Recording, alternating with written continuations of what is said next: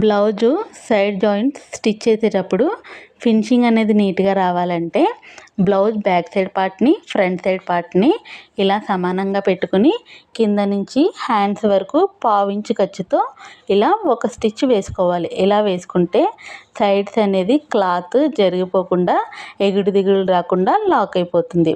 ఇలా స్టిచ్ వేసిన తర్వాత నేను బ్లౌజ్కి 2 ఇంచులు ఖర్చు పెట్టుకున్నాను. మనం ఎంతైతే ఖర్చు పెట్టుకుంటామో అంత ఇలా కింద నుంచి హ్యాండ్స్ వరకు మార్క్ చేసుకోవాలి.